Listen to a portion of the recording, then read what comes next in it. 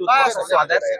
America को आप भली भांति जानते हैं क्योंकि आपका जन्म भी अमेरिका में हुआ है। अमेरिका ने जो मैं तो 2 साल का यही आ गया था भैया। अमेरिका ने जो भारत पे टैरिफ थोपा है, इसमें आप क्या कहना चाहेंगे? देखिए, वो उनका निर्णय है, वे अपने हित को देख के कुछ फैसले ले रहे हैं। भारत को अपने हित को देख के फैसले लेने हैं। हमारा व्यापार भी सुरक्षित रहे, यहाँ के उद्यमियों को एक समान अवसर दुनिया में जाने का मिले। और मैं मानता हूँ कि यहाँ का जो प्रोडक्शन है, जो भारत का प्रोडक्ट है, वह अव्वल है, क्वालिटी में भी और प्राइस में भी। अगर पारदर्शिता से अगर कोई प्रतिस्पर्धा होगी तो भारत का उद्यमी हमेशा जो है आगे आएगा। और राजस्थान की भी जो आप जानते हैं कि एक्सपोर्ट पोटेंशियल है, सिर्फ मिनरल्स का ही नहीं, यहाँ का जो ट्रेडिशनल व्यापार ट्रेड रहा, जो क्राफ्ट में रहा, आर्ट्स में रहा, जो हमारी संपदा है, संस्कृति का हिस्सा है, राजस्थान की फोक कल्चर है, उसका भी बहुत ग्लोबल पोटेंशियल है। भारत सरकार कहीं भी भारत के व्यापारी, भारत के नौजवान, भारत के किसान, भारत के मछुआरे, भारत के जो कामगार हैं, उनके हितों से समझौता नहीं करेगी। 2 टूक प्रधानमंत्री जी इस बात को कह चुके हैं और दोहरा चुके हैं। और ये शुभ संकेत है कि पहले एक यूनिपोलर भारत जो दुनिया में एक ताकत थी, फिर 2 पोल बन गए। अब मल्टीपोलर एशिया और मल्टीपोलर वर्ल्ड की तरफ हम लोग कदम ले रहे हैं। कल एससीओ में आपने देखा कि भारत के संबंध जो चाइना के साथ, जो पड़ोसी देश हैं, उनके साथ भी कैसे बेहतर हो सकते हैं, समान हो सकते हैं। और दोनों ताकतें, विश्व की ताकतें साथ काम करें। ग्लोबल साउथ जो विकासशील देश हैं, उनको ऊपर बढ़ाने के लिए प्रयत्न करें। इसके लिए भी भारत तत्पर है और समर्पित। सर, इकोनॉमिक विकास की कितनी भूमिका मानते हैं? जो नई इंडस्ट्री आ रही है, रोबोटिक्स, मशीन लर्निंग, एआई, नए कॉन्सेप्ट्स, टेक्नोलॉजी के माध्यम से नए डिस्ट्रप्शन हो रहे हैं। इसलिए जो परंपरागत सोच थी कि हम ये डिग्री कर लेंगे और हमें ये नौकरी मिल जाएगी, सब चीजें धीमे धीमे ध्वस्त हो रही हैं।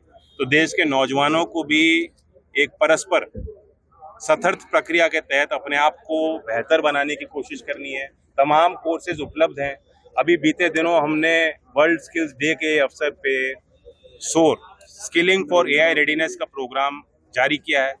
देश भर के स्कूलों में जो छात्र हैं, उनके लिए निःशुल्क उपलब्ध है।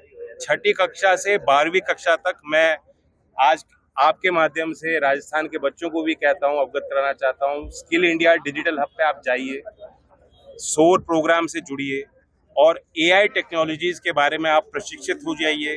भारत का स्किल सर्टिफिकेट और भारत के एकेडमिक क्रेडिट भी आपको मिलेगा।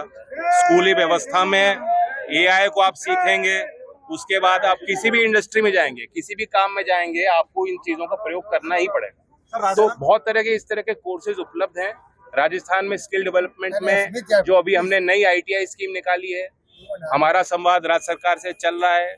के बिश्नोई यहाँ कौशल विकास मंत्री हैं, कई दौर की उन्होंने बातचीत की है और हम कोशिश कर रहे हैं कि राजस्थान का प्रतिनिधित्व उस योजना में अच्छी तरीके से हो।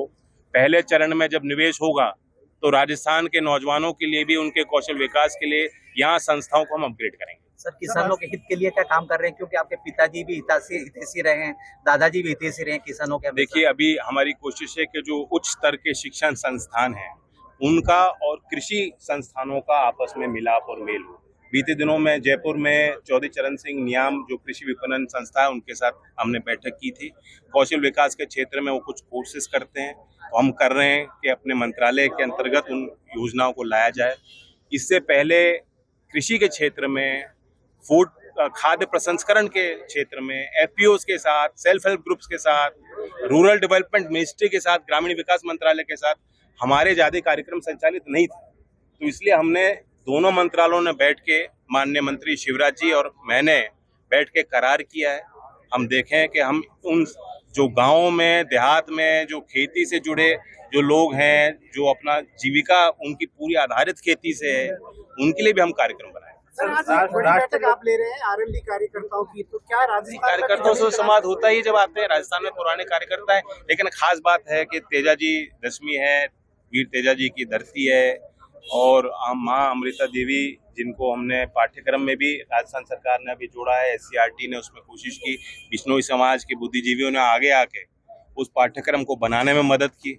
और अब वो स्कूली बच्चे 3री, 4थी और 5वीं कक्षा में जानेंगे कि खेजड़ली आंदोलन का क्या इतिहास था, कैसे 363 जो है बुद्धिजीवियों ने जान की कुर्बानी दे दी, किस लिए दे दी? पर्यावरण को बचाने के लिए। तो राजस्थान का हर एक व्यक्ति जानता है पर्यावरण का मोल क्या है, पानी का क्या मोल है, पेड़ों का क्या मोल है, क्या मानना है, जीव जंतुओं को क्यों हमें संरक्षित रखना है। ये बिश्नोई समाज का भी मूल सिद्धांत है, राजस्थान के मूल स्वभाव और चरित्र का भी हिस्सा है। तो मैं माताजी के आयोजन पे जो एक विशाल मेला होता है, समाज के सभी लोग देश भर के एकत्रित होते हैं, उनसे भी मिलूंगा, आशीर्वाद। सर यहाँ पे चुनाव लड़ाने की तैयारी है आरएलडी, क्योंकि आप निकाय चुनाव में भी आप वो हमारे राजस्थान के अध्यक्ष हैं और राजस्थान की जो इकाई है, ये जो निर्णय लेंगे, मेरा काम है उनको मदद करना। सर एक सवाल सर आप मुजफ्फरनगर पहुंचे थे, वहाँ पे उन्होंने कहा कि बंदिशों में बंधा हूँ किसानों के हित के लिए। कौन सी बंदिशें है सर जिसमें आप मैंने ऐसा कुछ नहीं कहा, किसानों के लिए कोई बंदिश नहीं है। विश्व में कुशल जनशक्ति का जो आपूर्ति और मांग के बीच में अंतर है, उसमें हमारे मारवाड़ के नौजवान और प्रशिक्षित युवा है, हमारे लिए ऐसा क्या है कि हमारी नौकरी वहाँ जाकर अपने सपनों को। देखिए, मारवाड़ का व्यक्ति शायद दुनिया का कोई कोना नहीं होगा जो मारवाड़ का व्यक्ति नहीं मिलेगा, कामगार, कारीगर, व्यापारी।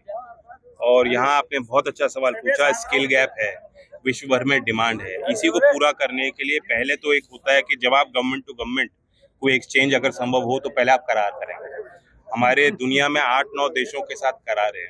आने वाले समय में मैं ऑस्ट्रेलिया जा रहा हूँ, एक हमारे राज्य के प्रतिनिधि मंडल को लेकर जा रहा हूँ, जो आपस में हम लोग वहाँ के इंडस्ट्री, वहाँ के एकेडमिया से और सरकार से हम संवाद करेंगे।